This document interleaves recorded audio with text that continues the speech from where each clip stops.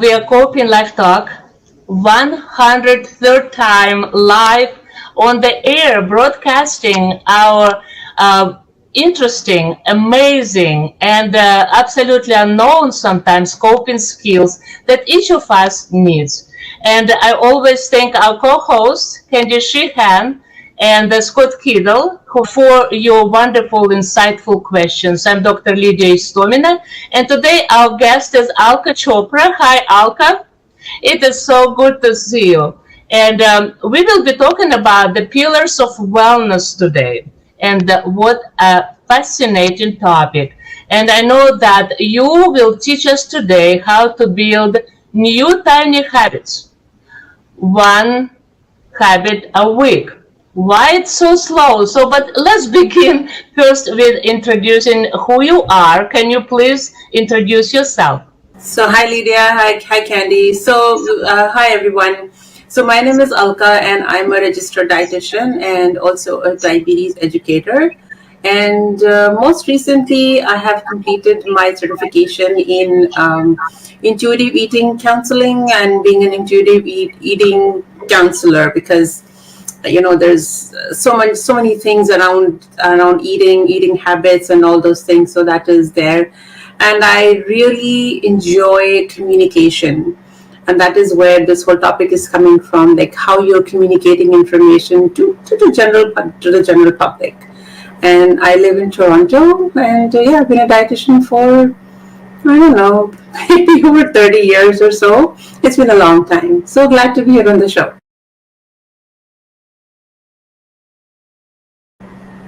Yeah, so wellness has, taken on a very fancy word. It's really been centered around going to the spa.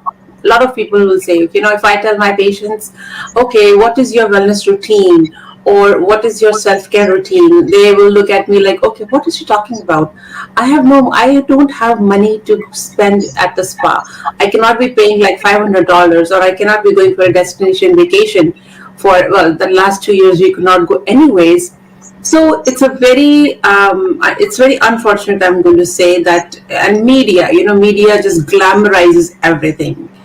And in the real term, self-care and wellness, they are not glamorous terms. Question that I ask you, let's say, like the three of you on the call right now, how are you feeling? How are you today? What would you say to me? That's a good question. So, Candy. Now, what I would tell you, Alka, I slept better last night than I had in quite some time. I felt wonderful when I woke up. And I hope today I didn't look as tired as I did yesterday because I feel well rested. I felt like, wow, what a gift a good night's sleep is. Exactly. Yeah. Right. So for most people, if you ask them, how are you? The default answer is, I'm fine. Yep. Mm-hmm. Right. But in the real sense, are you fine? It's a very loaded question, right? Are you? So once I remember, I just walked. This is a few years ago. I just met my director in the office, and I just asked her. I said, "How are you?" So she looked at me. She's saying, "Alka, you're asking me a very loaded, very heavy question," and that really got me thinking that actually, yeah, this is such a normal question we ask, like, how are you? It's a very big question. And that's where the wellness piece comes. And going back to what you said, Candy, because you had a good night's sleep, you felt good in the morning, right? For the past almost 10, 15 days, every morning I was waking up with a backache. So my whole day in the morning was just, when you wake up with a backache, it's not good. So what I had to do, I didn't have to go do something special. All I needed to do was to get that mattress topper, the memory foam one. Mm-hmm. So it came in 2 days ago. I put it, and it's been a good night's sleep. So it's as simple. So that's what wellness is all about. Wellness is not about spending dollars. It's not about spending money in the spa or spending hours in the spa or going to. No. It could be, I was reading a post on LinkedIn just a few days ago where it said self-care can be as small as going and petting your neighbor's dog if you don't have one. It's as simple as that, right? But it's just glamorized, like Edward said before, and people don't understand the real meaning of wellness. So when I talk about wellness, I really talk in there are 8 pillars of wellness. So we can, go over them briefly. If I can start doing that.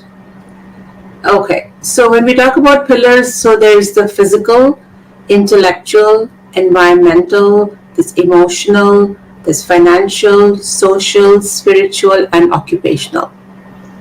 So if you really think about it in the real meanings, I'll just go over each of them very quickly. We don't have that much time. So physical wellness really means you're eating well, you're sleeping well, maybe you are involved in some kind of arts and crafts activity, or maybe dancing or a sport or anything that you enjoy that makes you feel happy. Okay, that's the physical piece. And you eat well as well, that's nutrition. Then when we talk about intellectual wellness or the intellectual pillar, that really means where you are constantly stimulating your brain. You're learning. And now again, learning does not mean, again, spending money. The internet is full of learning. You can learn. You can go to the local library to just pick up a book and spend some time over there. It's all in the head over here. It's all our attitude. Then environmental really means the environment that we live in. Unfortunately, this one does not have, like, for many people, it's not in their control. However, the environment also means the environment of people you live with, you interact with. If there's toxic people around you, get rid of them. Right? You are better off being alone and doing things which you enjoy. That is one big thing that you can think about. That is the environment. They're emotional. When we talk about emotional, it is how you manage your emotions. Do you get angry very quickly? Do you get emotional very quickly? Do you take everything to heart very quickly? How do you manage your emotions? Then finances is obviously you're managing your finances. You have enough money for food. You live in a house, or wherever you are living, you have a head, you have a roof to cover, and you have money to do the daily things, the daily basic needs. So social support system, that's the other one. So when we talk about the social piece, it is you have maybe family, or you have friends, you have peers with whom you can talk. Okay, sometimes it is always good to talk and open up. Spiritual really goes into having a purpose. Okay, purpose is a very heavy word as well. So a lot of people will ask me this question, I don't know what my purpose is. So to discover what your purpose is, try to lean on to do things which you really enjoy. And the more you carve out time to do things you enjoy, you will realize what your purpose is. Okay, for example, my purpose, if you were to ask me, is that communicate with people and spread the message of the pillars of wellness. That is the purpose that I have found, and it did not come to me in one day or in 1 week. It's taken years for me to understand, yes, this is what I want to talk to people about, and that's why I'm here. And then the last one is occupational. Occupational is really the work we do. Whether you're a housewife, whether you are working as an executive, whether you are, for example, Lydia and Scott and Candy, you all 3 of you are doing this podcast. That's your occupation. You enjoy it. You like talking about it. So that's the whole thing. That's in short, very, very brief about the pillars of wellness. You were exactly right when you asked me, how are you? My stock answer is, oh, just fine. Lydia, I do that to you all the time. Sometimes, because when you say, how are you? If you really went into it, sometimes I feel like saying, do you really want to know? Because it involves you very much. And so, no, I think your stock answer to people, you're exactly right, Alka. You don't tell people really how it's going on all these many different levels, because that is very complicated and very complex. And so I appreciate you pointing that out. That makes great sense to me. It really does. Yeah. And that is what a lot of people get overwhelmed with, that, oh my God, what are you talking about? This is so many things to take care of. How can I do that alone? And the truth is, yes, you cannot do it alone. You need, But and so that where is, do you start? yeah. Where do So you that's start? where, yeah. So to start with, it is again, and that is where I talk about having small habits one week at a time. Right? You cannot do everything together. You can not have all the pillars working for you in a straight line at all times. Right. Life is not perfect, right? Life, things change daily. Every day things change. Things change by the hour. Look at what had happened in the past 2 years. The world has changed so much. Right? Remember in 2020, I remember we were standing in the office. Within 1 hour, we were told to leave the office, go back and work remotely. Everything happened within 1 hour. So things change, life changes as well. So when I talk about these pillars of wellness, I will teach people to approach small changes 1 week at a time.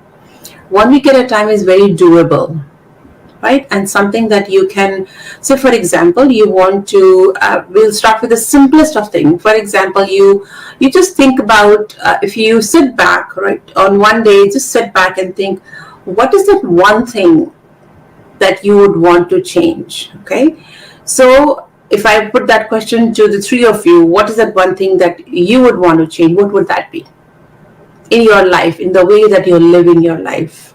Start small. So take control of your life, right? So a big thing. So when I ask, so there's a clinical skill that I use with my patients. It is called as motivational interviewing. Okay, we're not talking about that, but I'm just saying. So what that skill really allows me to do is to really understand what is important to you. If you're sitting in my clinic, okay, you come to see me, I'm going to ask you, okay, Scott, at this point in time, tell me what is important for you in your life. Okay, so suppose I don't want to put people on the spot here, but suppose many patients will come and say to me very generally, my eating is really bad, right, and I want to change my eating habits. Okay, let's dig in deeper. What is the meaning of eating habits? Eating habits is huge. Okay, so then we go over our food, your food intake, your daily habits, your choices, your likes, your dislikes, allergies, intolerances, all those things. We also go into a lot into the lifestyle. Okay, and the one common thing that really comes up as is that I am not a breakfast eater. That's something that comes up so often. That's why I'll bring that up. As an example, I'll give that to you. Okay, what is the issue with breakfast? Well, talk to me more about why you're not a breakfast eater. Well, I've never been a breakfast eater. It makes me gag. Okay, talk to me about your routine the previous night. So then we talk about that. And then we usually will come up to, okay, can you start having, say in the morning, can you start having just say 5 to 6 walnuts and maybe half a cup of milk? So, people will start thinking about it. Okay, yeah, yes, that is something that I can do. So it is just these fixations and all these things that we hear in the media that, oh, breakfast should be the biggest meal of the day. Well, it has to be the biggest meal of the day. It has to be the most important meal of the day. However, you've got to make things work for you. Alka has to make things work for Alka. Alka cannot do things that work for Lydia or Candy or one of you, right? So think about it in that way. So you try that for 1 week. Okay, so for one whole week, you're having walnuts and that half cup of milk every single day. Did it work for you? It worked for me. Good, keep going with it. So that's what the whole concept is. So each week you pick up one change that you want to do and keep doing it. You want to do it for 1 week, 2 weeks, till you are comfortable and it becomes a default habit for you. So this is just a very quick example of getting those small changes. Now, was having the milk and the walnuts a huge change that you had to do? No, it was just very small. So that is your breakfast, right? So that is the whole concept over here. that just brings me right to my question, and I don't know if this is something you deal with. For me, at my stage in life, the thing find most difficult is finding balance in my life. I go one way too far, or I get on one thing too much. I don't keep the balance that I'd like to have in my life, and I don't know how to do that. What would be a small step that I could do that would kind of bring my life into balance, do you think? So Candy, talk to me more about what is your meaning of balance? I would kind of like, as I look over these 8 pillars, what I'm noticing is maybe I get a project, and right now I have a project at church, and probably I've gone over a little too far with that project, spent too much time on it, and because of that, then I've neglected maybe, well, I didn't have time to walk today because I'm going to go down and do this other project. Or maybe I didn't spend much time with my husband today because I'm just too busy, And that's the kind of balance I'm talking about. And anything, I love what I'm doing at the church. It's a beautiful project, but it can become too consuming. And that's what I'm trying to figure out. How do you keep balance and do the things that are important to you that matter without letting it kind of consume your whole time? So that happens with a lot of people, right? So you really enjoy something, and then you just get so literally engulfed by it that you just get lost in it. And that happens to the best of all of us. So the first thing is the first thing that you should really appreciate and acknowledge is that the church project that you are doing, it's making you happy, right? Yes. It's making you happy. Now, does it make you more productive? Probably not. Yeah. Okay. Not. Okay, so that's something to think about. Yeah. If you're saying probably not, then are you more aware? Are you there as full Candy, and where because you're happy with this project at the church? So are you fully present when you're sitting with your husband or your family? Are you fully present, or your brain is still there in some other things that's preoccupying you? That depends on the day. Today, I'm not going to be with anyone probably too well. Sorry, group. It's I'm a little preoccupied. There's an open house today, Alka, and so it's taking some time. Yeah. So then here it's important to set some boundaries. Okay. So some boundaries you need to set for yourself. You might want to say, okay, so when I go to church, this is my timing, let's say from 10 a.m. or 11 a.m. to 2 p.m., just as an example, right? So from 11 a.m. to 2 p.m., I am at the church and I'm doing whatever I have been assigned, or whatever involvement I have in the project. However, when I come back home, right, you want to give yourself, say you want to spend some time with your husband, or you don't want to do some cooking, or whatever you want to do. So from, say you are home, let's say by 2:30.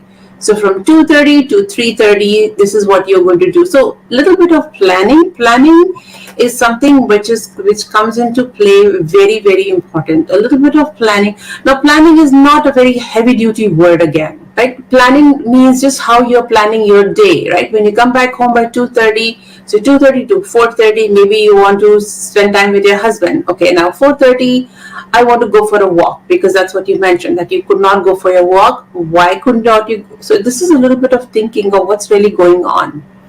Okay, if it's, for instance, I'll give you my own example. So right now, because I've been working remotely, so at 5 o'clock, right?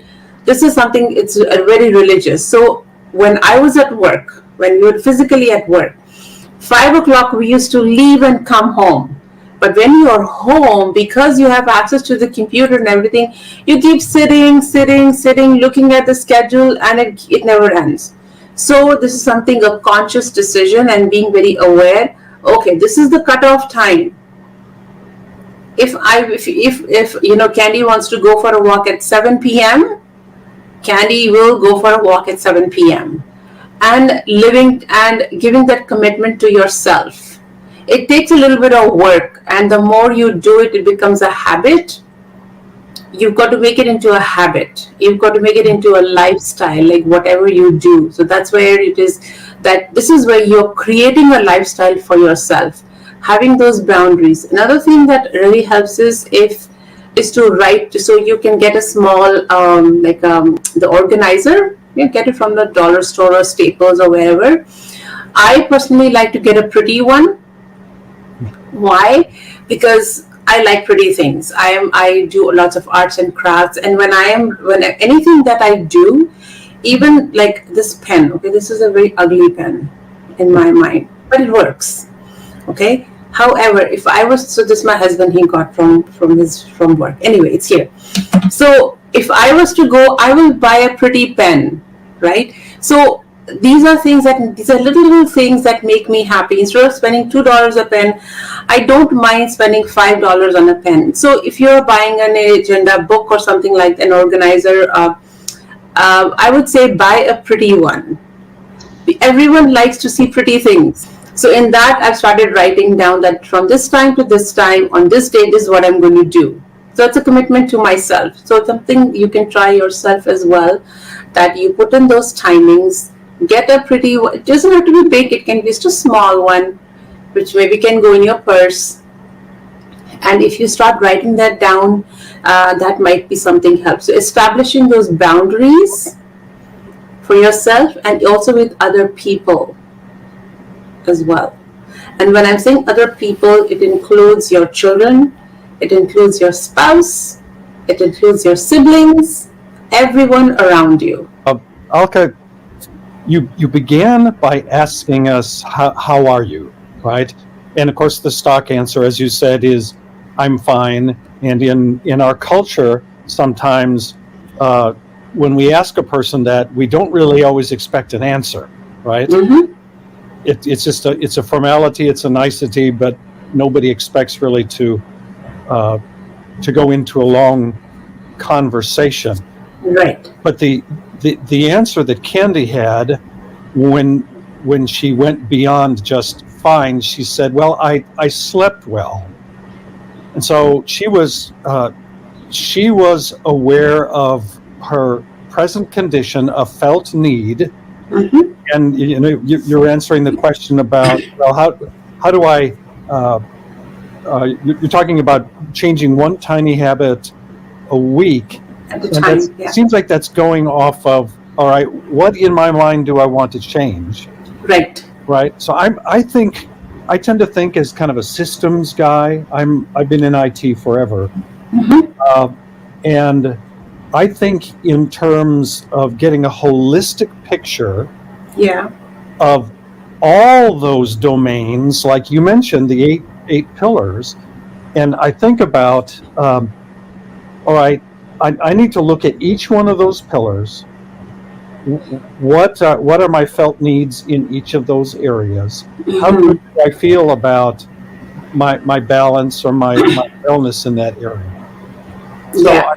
I say all that to ask this question. When you work with clients, do you have them do an assessment or an inventory of all of those pillars, and then begin to identify, oh, I need to do something here in this pillar, I need to do 3 things in this pillar, I need to do 27 things in this pillar, right? Yeah, no, that's a great question. Yeah. So so if I ask patients to do everything in each pillar, it's very complicated, right? So what is the thing to understand is that if you do one thing, just the one thing, it has a domino effect on the others. Oh yes, sure. Right? It is, so the whole thing is to really recognizing and really doing a bit of self-reflection and thinking, what do I need to do at this point in time? Right? So for example, Candy said that she slept well. So if Candy slept well, what was the domino effect? You're more energetic, you're more present when you are maybe working at the church or when you're at home. You're able to do so many other things and you're able to even focus. So that is one simple habit. Now you can be doing random things as well. There is no sequence. Life is not a sequence. It is not a straight line. It could go up, down. The graph goes, the way you have your ECG, it's up and down. That's what life is all about. So you've got to think of it in bigger terms, but you've got to start somewhere. And that somewhere really starts with the self-awareness. Am I even aware of what I need? What my needs are? Am I speaking up that, hey, you know what, I need more sleep, or I need more me time? Me time is another thing. So on some days, yeah, like I mentioned to you before, that I thrive when I'm involved in arts and crafts. However, do I have that time to do arts and crafts every single day? No, I don't.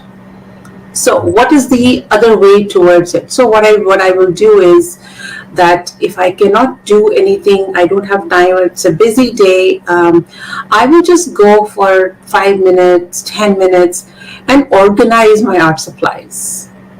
Move things like here and there. So the feeling of touch, when you're touching paint, or you're touching your maybe that scissor, that maybe that slipper, or whatever your my mixed media elements, my clay. I do a lot of clay work. So when I move those things, it kind of is it gives me a really good feeling, and being in that space of where I have my art and craft, it just rejuvenates me. So it's just those small things, and really, like I said, acknowledging that this is my need. Some people don't even speak up, right? That I need to maybe go and sleep, for example. If it's, who cares if it is like 5 o'clock in the evening? If you need to sleep or nap, and napping is another thing I talk a lot about with my patients, because a lot of people are sleep deprived in today's society. And when I will tell people, okay, tell me your routine when you come back home from work. I come back home at 4:30, and then I straight away get into the kitchen. I've got kids, I've got to go out to cook dinner and something. So the next question is, okay, if dinner is not at 6 o'clock, and if at 6:30, what will happen? Tell me. Nothing. Then what is the rush? So when you come back home, right, hell will not break loose, right? So come back home, put your feet on the couch, grab yourself a cup of tea or coffee, whatever you want. Okay, I'm not a tea drinker. Completely fine. You can grab a cup of hot water, or just water, or your favorite drink, no alcohol. Just sit down, right? Put your feet up, and just put your head back on the couch. Close your eyes. Just close your eyes for 30 minutes. Put a timer on your phone. Can you do that? And they look at me as if I have come from outer space. Like, they will be like, napping? What are you talking about? They start laughing. I said, no, I'm serious. It's not a joke. If you give yourself that 30 minutes or even 15 minutes, nothing will happen. Unless you have young kids, then that's different. You've got to make sure that they're safe. Oh no, my kids are at daycare, then I go to pick them up at 6 o'clock. Because you have the time. What are you doing? I watch TV. Okay, what is the TV giving you? So close the TV. Don't do that. Or I'm browsing on Instagram. I'm on my phone. Okay, put that phone aside. Use just a timer for that 30 minutes. And then see the impact. So that's another habit. I'm talking to you about the most common ones that I hear. There's so many others, but these are the ones that I hear. So it is really, and sometimes it takes an effort. And if you need to seek help, that is where the social support system comes. If you need to seek help, that you are struggling, there's nothing wrong in seeing like a psychotherapist or a counselor who can help you recognize that there is something that you need to talk to somebody. Sometimes there are certain things that you're not comfortable maybe talking to your spouse, or talking to your siblings or your parents, whatever the case may be. So talk to a third party who will help you move forward. But it all starts with recognition of, this is what my needs are. And yes, you don't have to do everything at the same time for all the pillars. So understand awesome. that. Yeah. That is wonderful, because I think that is, you hit on a problem that's so very real. People don't take the time to really reflect on their own life and what it is they need. You just keep rushing from one thing to the next, and really it's silly when you think about it. What you're saying to us right now is just common sense. We should be able to figure this out. But thank you for pointing it out, because I think it's really important just to give yourself that consideration and that time. It's so important. I think that's give wonderful. yourself that due importance, that your existence, right? You're not existence, that you are a living person. I mean, you're not existing, you are living. So don't just exist. Right? And the unfortunate reality is that if you keep doing things for people take advantage of you. However, if you pull back and say, you know what, hey, these are my needs, this is what I need to do, that's it. Don't talk to me at this time. And then when it comes to the family, you're also educating them. You're also training them, with your children. Like I have 2 children. Now they're grown up, right? So now they know that when mom is in the basement doing her stuff, no one disturbs her. One of the topics today, you brought up that we will talk about some myth around self-care. But before that, I wanted to kind of summarize in a way and also challenge you what I hear. Because, for example, when we had a question, how are you? You started. And of course, what we expect from others is, I'm fine. Because it's easy for people. And you and I from different cultures, right? So I'm from Russia. In Russia, if you say, how are you? Then people will give you the whole monologue with the whole life story. And I'm not sure how it is in your culture, but it's never like, oh, I'm fine. And so my sister, when she came to the United States, she called me. I was at that time back in Russia. And she said, I don't understand. Why people even ask? They just ask me, how are you? And she said, I just opened my mouth and they're gone. No one has the time to listen to you. Yes, so it's a feedback. You see, it's like each of us needs some feedback from people. But so is it a different way to ask that question, that people do not just say, I'm fine.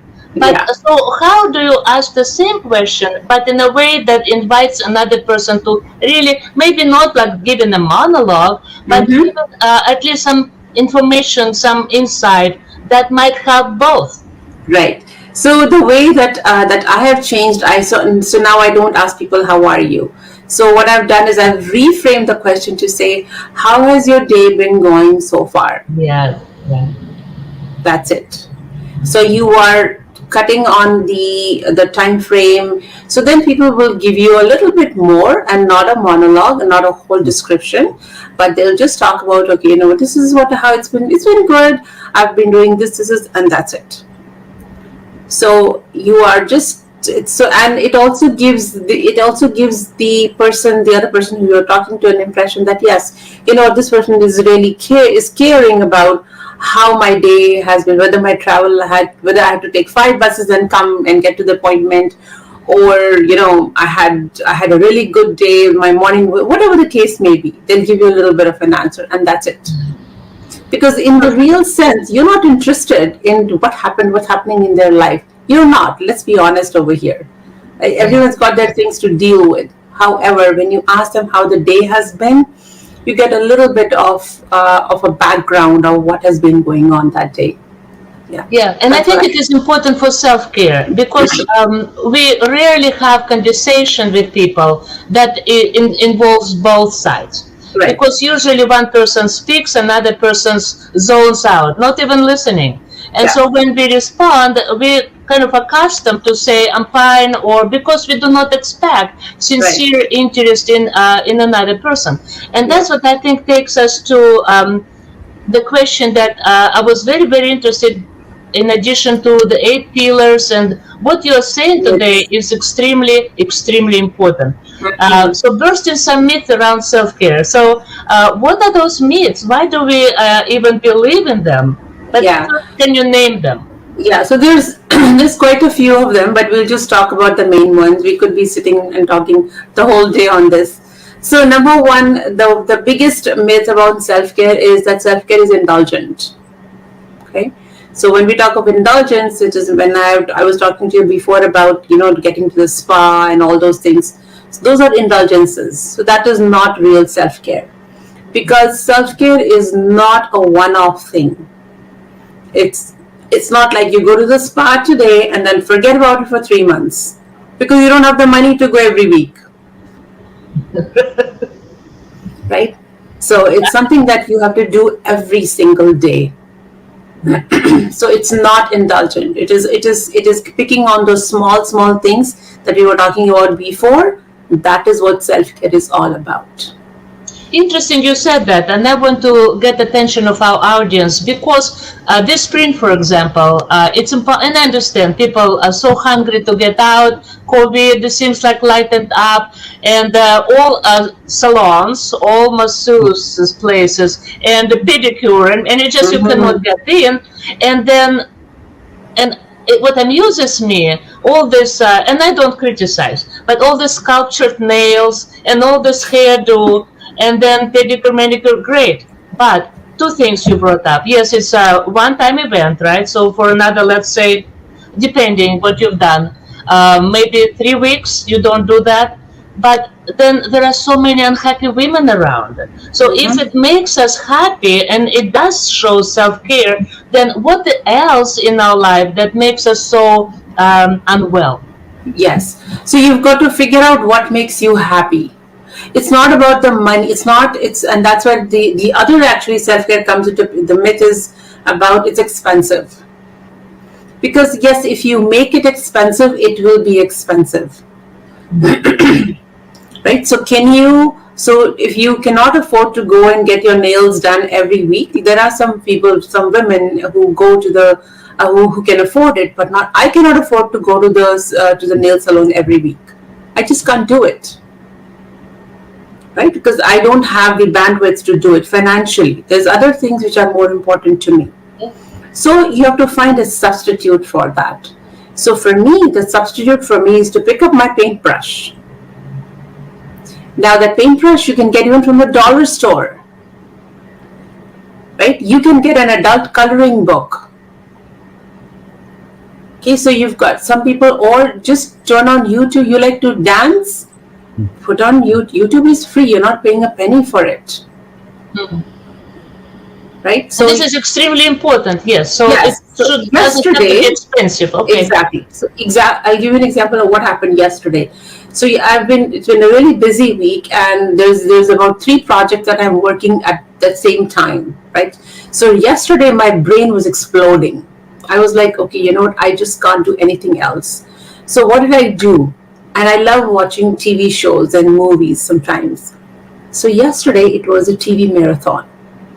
I watched 2 movies. I started watching one at about like 3 o'clock or so. I finished that, and then I started another one after that.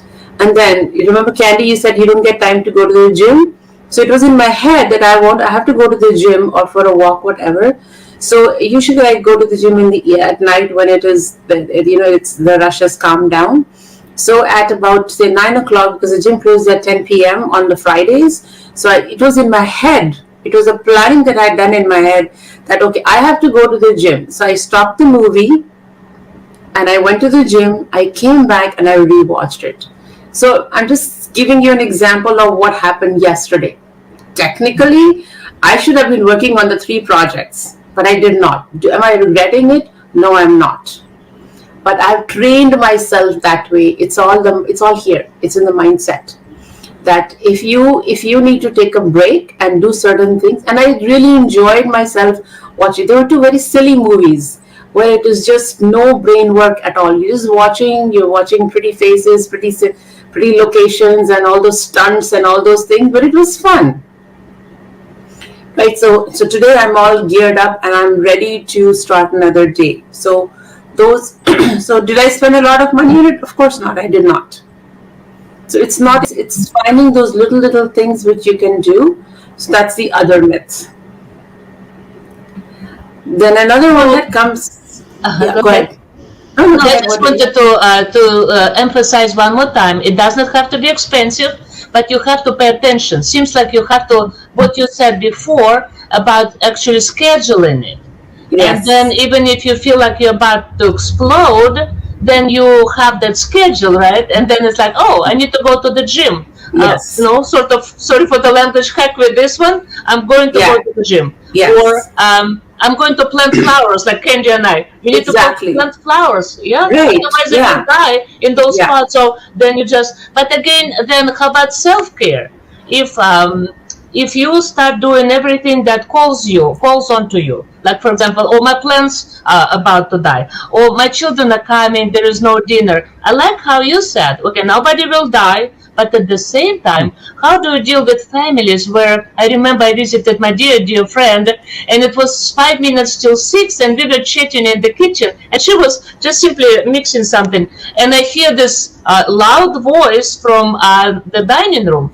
Honey, it's 5 minutes till 6, dinner is not on the table. So how about self-care at this time, in this situation? Yeah, so then that is where that's where you have to really train your people around you that, hey, if dinner is not ready at 6 and 6:10, it's okay. You will not starve, right? I'm a human being too, right? So I have a friend over, I'm having a good time, I'm chatting with Lydia, and we haven't met in a long time or whatever the case. I need my time. So you've got to have these open conversations. So, and that's the thing. So people are not scared to even talk about it. So talk about it with especially your spouse. Everyone is trainable, right? If you put your foot forward and you say, these are my needs, they will listen to you. People will boundaries. Yes, you have to establish those boundaries. It's extremely important, because if you don't get that time to yourself, it just ruins everything. It ruins relationships, right? If you want a long-term relationship, right? And I think the most long-standing relationship is usually with the spouse, right? So the kids will go away. Like my kids are 23, 24 and 29. So are they going to be in the house forever? Of course not. And they live their life. They're always out and about. And so it is you and so talk to your spouse, talk about it. And at the end of the whether it's the wife or the husband, it goes either way. It's not always and that takes me to the next myth, that self-care is only for women. That's a complete myth. Self-care is for men also. Men also have needs, but men are a different personality, right? They don't often talk that much. They don't verbalize it. Yeah. But that does it mean that they don't have needs? Of course they do. But human beings too, right? So you've got to give that benefit of doubt to either way, to both ways, to the husband and the wife as well. Mm-hmm. So that is the other thing. So you've got to get over it and acknowledging each other's needs. That's the other thing. Again, all these things, when you start involving yourself in self-care rituals, you are making it a lifestyle, you're making it a culture, right? So there's Christmas, for example. So in Christmas, there are certain things that every family does. Right. So depending upon or maybe it is depending upon what culture you come from, there are certain routines and rituals you do. So establish those rituals in your own life as well. Mm-hmm. Especially when those blend into the self-care things very easily.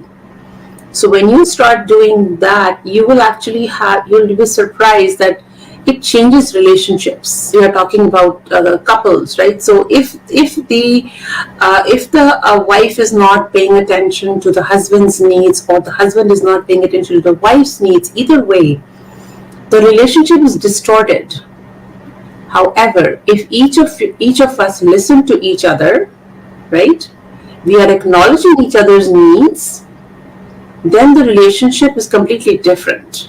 So you train yourself, but you also train your spouse or a person who lives with you. Whoever that person is, you have to have those conversations and open conversations that this is what I need.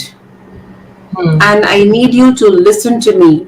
Listen to me. But then again, it takes us back to that and the needs also of self-care, but also where you started. So to understanding your personal needs, right? Exactly. So just sitting down one day and analyzing, it's like, what do I truly want? What makes me whole? Is it what it is about? Yes. So it's not that, and it's not just sitting there just one time. You might have to bring up this discussion over and over again. Right? Sometimes people forget. They get so busy in their own lives, and for the most part, people have good intentions. Right? No one's out there to harm you. So you've got to maybe have those discussions again and again. So, we've talked about this before. So, have those discussions and don't hesitate to have those discussions. I mean, don't get defensive, but be calm. You need to be calm and talk about it, and not get into like the fighter mode. No, that's not the whole point. The point is communicating in a way that the other person understands. That these are my needs, and this is what I am feeling. Your whatever you're feeling in your head, and even the good ones too. So the other big thing is that we oftentimes don't acknowledge each other's good things that the other person has done, whether you're your partner. That when you did this for me, I loved it. I appreciated it. Right? So appreciation for each other is also a part of self-care, because if you appreciate the other person will also appreciate you as well. It is mutual. It's never one-sided. You're talking about now is about creating the culture of self-care. It's slowly, it's one step at a time, right? So you become, when you get when you get into the habit of doing self-care rituals, doing small things, you are actually creating a much better life, and because it's based on a self-care, right? Yes, goes back to the purpose that we do. One of the components is spiritual. So Scott, you were asking me that if I have to do certain things, so 27 things in each of those pillars. No, right? So when you start doing these things, what happens is that it's a cumulative effect. So your relationships, so it has an impact on your relationships. When you have good relationships, then that also goes back into, okay, you're able to find a purpose. You are connected with yourself. So it goes back to starting somewhere. Start where. So when I'm talking to my patients, I try to meet them where they are. Sometimes in my appointments, being a dietitian,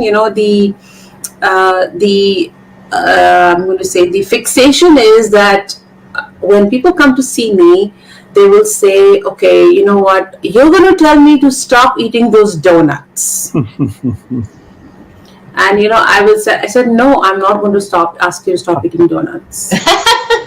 Ooh. Right? You enjoy the donuts, by all means, let's talk a bit more about that.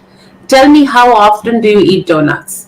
So if they come and say to me that, okay, I really love donuts, I like donuts on the weekend. Okay, eat them, enjoy them without guilt.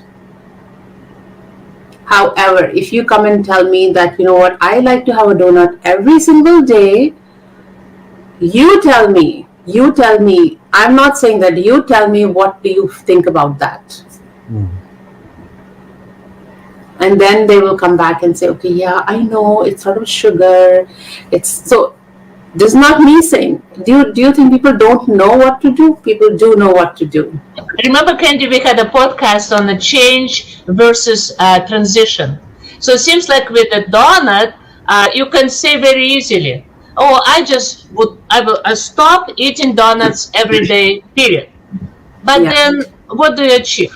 Because the transition did not happen, and transition can. Do you see, Candy? Now I think Alka has a question, answer to our podcast, because then only when you do these tiny habits that you learn how to do it every week, then the transition happens, and so then you truly move where you want to be. Is it how it works? So transition is slow. It doesn't. So transition really is that you're literally gliding in from where you are into the other level, level 1 to level 2. You are literally slipping into it without making all those millions of changes which make you uncomfortable. So that's what, it is actually a transition.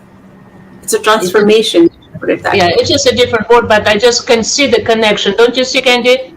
So often in our lives, we think we have to be so rigid in what we're doing. It's more about moderation than being rigid. And if you deprive yourself, it's always going to backfire. It only works for a very short time. So if you do things in moderation and just be good to yourself, be kind to yourself, let yourself have a few little indulgences that you enjoy. It's not a bad thing. Have a dish of ice cream, Lydia. Sometimes you need it. Right? Exactly. You do need it. Yes. So, Candy, you mentioned moderation. Now, defining moderation becomes very important.